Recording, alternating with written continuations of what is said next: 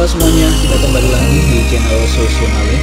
Kali ini kita akan membahas materi lanjutan dari lembaga-lembaga sosial. Kali ini kita akan membahas mengenai jenis-jenis lembaga sosial ya.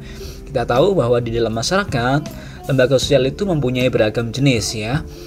Seperti ada lembaga keluarga, lembaga agama, lembaga ekonomi, lembaga pendidikan, dan lembaga politik dan hukum ya. Untuk jenis-jenis lembaga yang pertama, kita akan membahas mengenai lembaga politik dan lembaga hukum.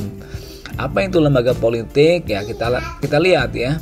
Teman-teman pasti mengikuti ya perkembangan pemilu kemarin, pemilihan presiden, pemilihan anggota DPR dan lain sebagainya. Itu adalah sebuah proses politik. Nah, siapa yang terlibat di situ? Siapa? Yang terlibat dalam proses politik itu adalah lembaga politik ya. Seperti partai politik, kemudian ada DPR, kemudian ada presiden dan sebagainya. Itulah yang disebut sebagai lembaga politik. Jadi lembaga politik itu apa? Lembaga politik adalah seperangkat norma dan status yang mengkhususkan diri pada pelaksanaan kekuasaan dan wewenang. Artinya lembaga politik ini punya wewenang dan kekuasaan yang harus dijalankan untuk memastikan bahwa apa yang terjadi dalam proses politik di kehidupan bernegara itu bisa berjalan dengan baik ya. Oke, lalu pertanyaannya, apakah fungsi dari lembaga politik itu? Yang pertama, fungsi lembaga politik itu adalah mengatur norma-norma tentang kekuasaan melalui undang-undang. Ya, kita tahu bahwa kekuasaan itu adalah sesuatu yang bisa mengatur orang lain atau masyarakat banyak. Maka kekuasaan itu harus diatur agar apa? Agar tidak terjadi penyelewengan kekuasaan. Sehingga salah satu fungsi lembaga politik adalah mengatur norma-norma tentang kekuasaan, misalkan batas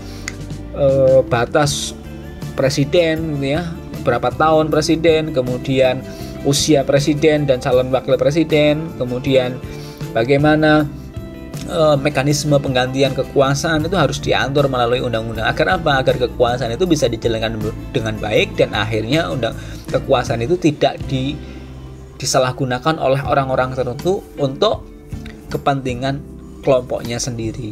Nah, itu fungsi yang pertama. Fungsi yang kedua, lembaga politik berfungsi sebagai pengontrol atas konflik yang terjadi ya. Lembaga politik itu punya fungsi kontrol atas konflik yang terjadi, sehingga harapannya konflik yang terjadi kemudian bisa diselesaikan atau bisa dikontrol melalui kebijakan-kebijakan politik. Nah, itulah fungsi lembaga politik. Kemudian fungsi yang ketiga, lembaga politik adalah menyelenggarakan pelayanan kepada masyarakat.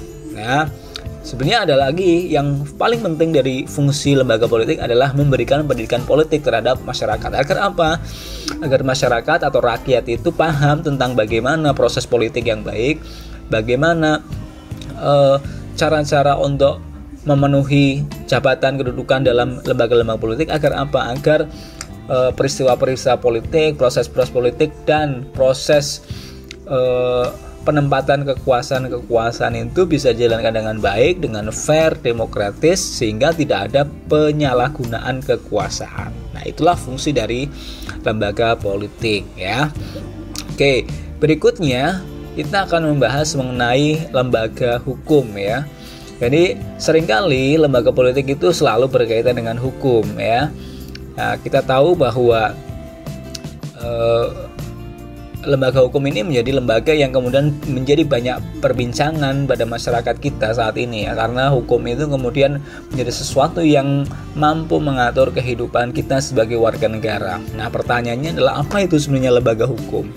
Nah, lembaga hukum itu merupakan sebuah entitas yang bertanggung jawab untuk menjaga dan menegakkan keadilan dalam suatu masyarakat. Artinya apa? Adanya hukum itu berfungsi untuk memastikan bahwa keadilan di dalam masyarakat itu bisa terjaga dengan baik. Nah, kita tahu ya contoh-contoh dari lembaga hukum yang ada di masyarakat kita, terutama di Indonesia. Ada polisi, kemudian ada Mahkamah Agung, kemudian ada Mahkamah Konstitusi. Itulah contoh-contoh dari lembaga hukum. Nah, pertanyaannya, apa sih fungsi dari lembaga hukum? Fungsi dari lembaga hukum yang pertama adalah perlindungan warga masyarakat.